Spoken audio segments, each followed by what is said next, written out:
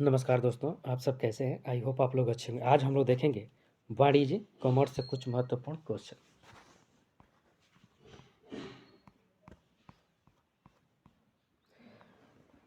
सीमित साझेदारी से हास्य है। ए साझेदारों की सीमित संख्या। बी सभी साझेदारों का असीमित दायित्व। सी साझेदारी का सीमित क्षेत्र होना। डी कुछ साझेदारों का दायित्व सीमित होना। इसका राइट आंसर हो जाएगा ऑप्शन नंबर डी, कुछ साझेदारों का दायित्व सीमित होना। एक साझेदारी व्यवसाय के सदस्यों का दायित्व असीमित होता है, जिसमें साझेदारी व्यवसाय की समस्त देयता हेतु उनकी व्यक्तिगत संपत्ति का प्रयोग किया जा सकता है। भारत में इस प्रकार की साझेदारी प्रचलित नहीं है, किंतु अमेरिका ब्रिटेन में इस प्रकार की साझेदारी प्रचलित है। Next question.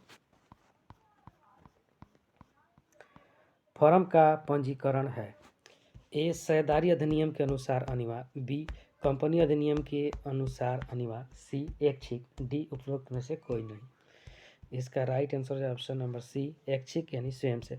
भारतीय साझेदारी अधिनियम 1932 के अनुसार साझेदारी का रजिस्ट्रेशन करवाना अनिवार्य न होकर ऐच्छिक है। चूँकि रजिस्ट्रेशन न करवाने से फर्म को कुछ गंभीर असुविधाओं का सामना करना पड़ सकता है, व्यावसायिक दृष्टि से रजिस्ट्रेशन करवा लेना लाभदायक होता है। नेक्स्ट। एक साझेदारी फर्म में अंकेक्षण के क्षेत्र और अंकेक्षण के कर्तव्यों को निर्धारित किया जाता है। ए साझेदारी अधिनियम द्वारा। बी साझेदारी संलेख द्वारा। सी साझेदारी फर्म और अंकेक्षण के मध्य समझौते द्वारा। डी उपयुक्त में से कोई नहीं। इसका राइट आंसर हो जाएगा ऑप्शन नंबर सी, साझेदारी फर्म और अंकेक्षण के मध्य समझौतों द्वारा। Next question.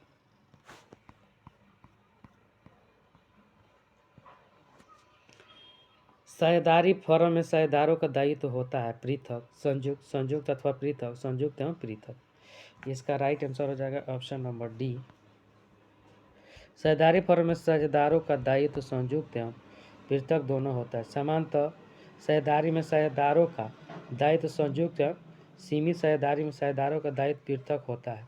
भारत में LLP अधिनियम 2008 के पारित होने के बाद सीमित साझेदारी की व्यवस्था की गई है, परंतु अमेरिका व इंग्लैंड में इसका प्रचलन अधिक है। Next question.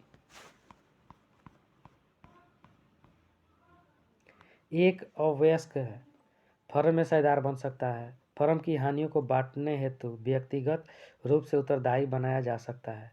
सी फर्म का साझेदार बनाया जा सकता है वह बहुत संख्या में साझेदार सहमत हो। उसके बाद डी फर्म के लाभों में हिस्सा लेने के लिए सभी साझेदारों की सहमति से साझेदारी में प्रविष्टि पा सकता है। इसका राइट आंसर हो जाएगा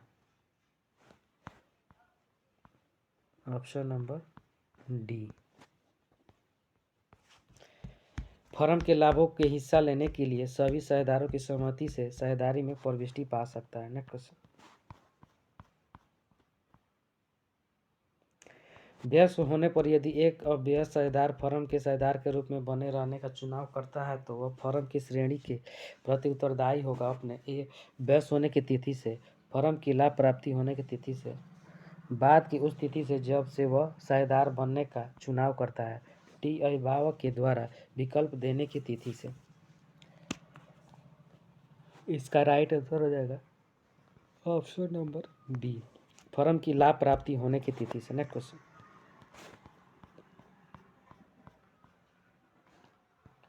साझेदारी फर्म की आय में साझेदार का भाग होगा। ए कर योग्य, बी कर मुक्त, सी आंशिक कर मुक्त, डी 20% मुक्त। इसका राइट आंसर हो जाएगा ऑप्शन नंबर बी, कर मुक्त। फर्म की आय में साझेदार का भाग कर मुक्त होता है, क्योंकि फर्म द्वारा अपनी कमाई गई आय पर पहले ही कर का भुगतान कर दिया जाता है। इसलिए दोहरे करारोपण से बचने के लिए साझेदारों का द्वारा साझेदारी फर्म से प्राप्त किए गए भाग पर कर नहीं लगाया जाता है। Next question.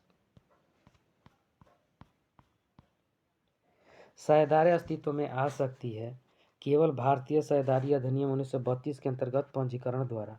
बी केवल साझेदारों में लिखित समझौते द्वारा। सी साझेदारी में स्पष्ट या गर्भित समझौते द्वारा। डी उत्तराधिकार द्वारा।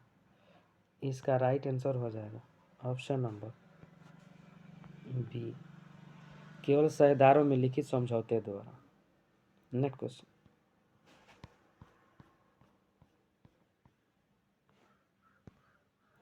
गैर बैंकिंग व्यवसाय करने वाले फर्म में साझेदारों की अधिकतम संख्या है 7, 10, 15, 20। इसका राइट आंसर हो जाएगा ऑप्शन नंबर डी, 20 होता है। गैर बैंकिंग व्यवसाय करने वाले साझेदारी फर्म में साझेदारों की अधिकतम संख्या 20 होती है। नेक्स्ट क्वेश्चन,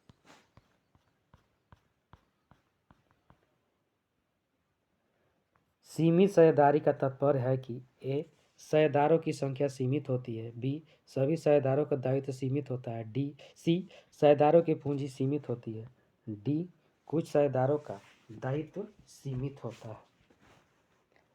इसका राइट आंसर हो जाएगा ऑप्शन नंबर डी, कुछ साझेदारों का दायित्व सीमित होता है। नेक्स्ट क्वेश्चन,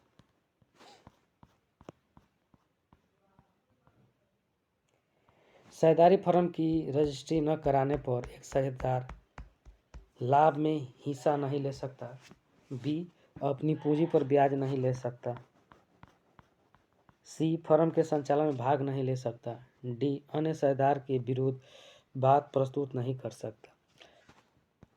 इसका right answer option number D, file a suit against any other partner, अन्य साझेदार के विरुद्ध बात प्रस्तुत नहीं कर सकता है। नेक्स्ट क्वेश्चन,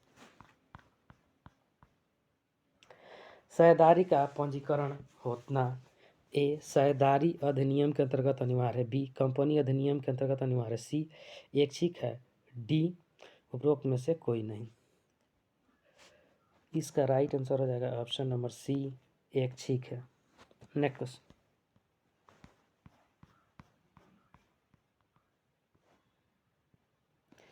46 व्यक्तियों का ऐसा संघ जो कंपनी अधिनियम के अंतर्गत पंजीकृत नहीं है लेकिन व्यापार कर रहा है कहलाएगा ए, निजी कंपनी, बी, साझेदारी, सी, एक अवैधानिक संघ, डी, एक सार्वजनिक कंपनी। इसका right answer option number C, एक अवैधानिक संघ।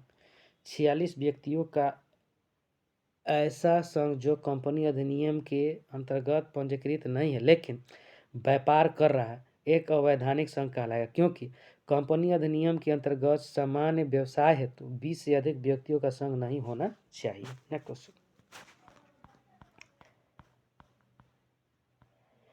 31 दिसंबर 2002 को एक फर्म की संपत्तियां एवं दायित्व क्रमशः 40,000 एवं 30,000 रुपये थी। फर्म का विघटन हो गया और लेनदारों को ₹1 में 60 पैसे का भुगतान किया गया, तो वसूली में कितनी हानि हुई?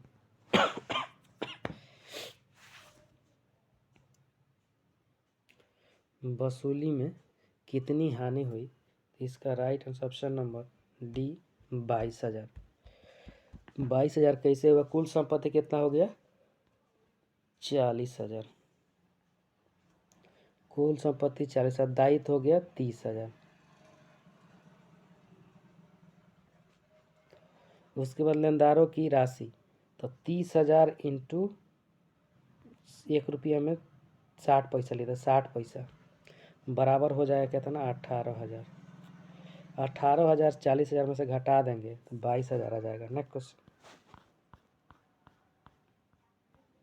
एक साझेदार जो साझेदारी व्यवसाय के संचालन में सक्रिय रूप से भाग नहीं लेता कहलाता है ए, शांत साझेदार, बी, शुष्क साझेदार, सी, सह साझेदार, डी, नाममात्र साझेदार। इसका राइट आंसर हो जाएगा option number D, nominal partner यानी नाममात्र साझेदार। नाममात्र साझेदार वह साझेदार होती है जो न तो व्यवसाय में किसी प्रकार की पूंजी लगाता है और न ही व्यापार के संचालन में सक्रिय रूप से भाग लेता है, बल्कि यह केवल तो अपने नामों का उपयोग करने की अनुमति प्रदान करता है, नाममात्र के साझेदार कहलाता है। नेक्स्ट क्वेश्चन, गत्यारोध द्वारा साझेदार होता है सीमित अधिकारी वाला साझेदार, सुषुप्त साझेदार, नाममात्र साझेदार, विशेष परिस्थितियों में साझेदार। इसका राइट आंसर हो जाएगा ऑप्शन नंबर डी, विशेष परिस्थितियों में साझेदार। कोई व्यक्ति मौखिक या लिखित शब्दों से अथवा अपने आचरण से ऐसा कार्य करता है तो दूसरे को यह विश्वास हो जाए कि वह फर्म में साझेदार है, यद्यपि वह साझेदार नहीं है। Next question.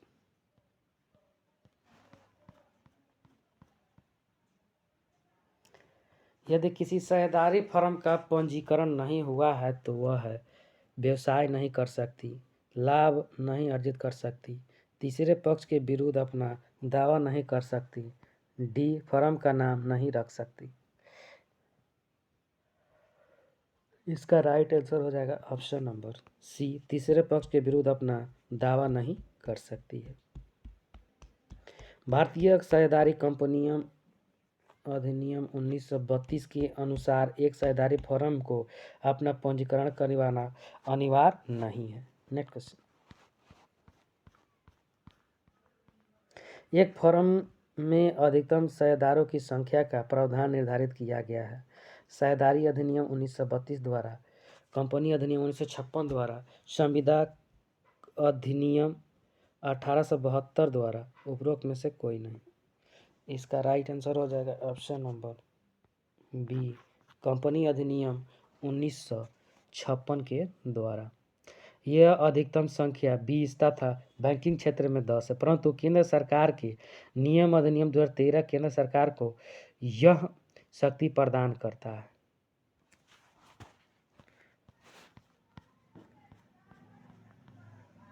एक साझेदारी फर्म के लेखा परीक्षा के कर्तव्यों का निर्धारण होता है। भारतीय साझेदारी अधिनियम 1932 द्वारा, institute of chartered accountant of India अधिनियम 1949 द्वारा, आयकर अधिनियम 1961 द्वारा, लेखा परीक्षक एवं फर्म के मध्य हुए प्रसंविदा द्वारा। इसका राइट आंसर हो जाएगा ऑप्शन नंबर डी, लेखा परीक्षक एवं फर्म के मध्य हुए प्रसंविदा द्वारा। Next question. वैध होने के लिए एक साझेदारी प्रसंविदा है, ए अस्पष्ट या गर्भित हो सकती है, बी को आवश्यक रूप से लिखित होना चाहिए, सी को आवश्यक रूप से पंजीकृत होना चाहिए, डी आवश्यक रूप से सभी साझेदारों द्वारा हस्तांतरित होना चाहिए। इसका राइट आंसर हो जाएगा ऑप्शन नंबर ए, अस्पष्ट या गर्भित हो सकती है। Next question.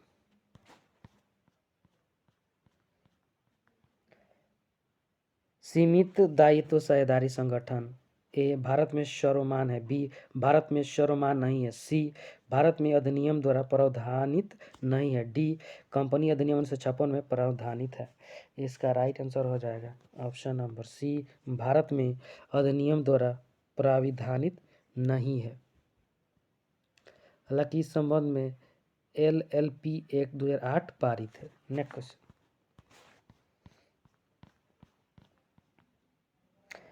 एक अपंजीकृत फर्म है, ए अवैधानिक होती है तथा व्यापार नहीं कर सकती, बी अर्थदंड जमा करने के बाद व्यापार कर सकती है, सी कुछ प्रतिबंधों के साथ व्यापार कर सकती है, डी उपरोक्त में से कोई नहीं। इसका राइट आंसर हो जाएगा ऑप्शन नंबर सी, कुछ प्रतिबंधों के साथ व्यापार कर सकती है। भारतीय साझेदारी अधिनियम 1932 के अनुसार एक साझेदारी फर्म को अपना पंजीकरण करना अनिवार्य नहीं है, साथ ही पंजीकरण न कराने पर भी किसी प्रकार के दंड की व्यवस्था नहीं है। नेक्स्ट। बैंकिंग व्यापार द्वारा निर्मित फर्म में साझेदारों की अधिकतम संख्या होती है 50, 20, 10, अनलिमिटेड एंड असीमित। इसका राइट आंसर हो जाएगा ऑप्शन नंबर सी, 10। कंपनी अधिनियम 1956 के अनुसार बैंकिंग व्यवसाय द्वारा निर्मित फर्म में साझेदारी की अधिकतम संख्या 10 होती है, परंतु कंपनी अधिनियम 2013 के अनुसार धारा 464 के अनुसार यह संख्या 100 तक बढ़ाई जा सकती है। वर्तमान में केंद्र सरकार द्वारा यह 50 निर्धारित की गई है। Next question.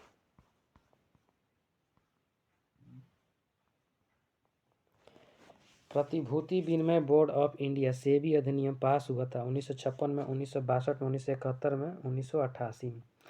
इसका राइट आंसर हो जाएगा ऑप्शन नंबर डी, 1988 ईस्वी में। भारतीय प्रतिभूति विनिमय बोर्ड की स्थापना सन 1988 में एक शासिक संस्था के रूप में स्थापित हुई थी, जो कि प्रतिभूति बाजार को नियमित एवं नियंत्रित करती थी। सन 1992 को इसी अधिनियम के द्वारा वैधानिक रूप दे दिया गया। नेक्स्ट क्वेश्चन, निम्न में से कौन तृतीय पक्षकार पर अभियोग नहीं कर सकता? एकाकी स्वामी, साझेदारी फर्म के साझेदार, बी सी कंपनी, डी अपंजीकृत फर्म। इसका राइट आंसर हो जाए ऑप्शन नंबर डी, अपंजीकृत फर्म।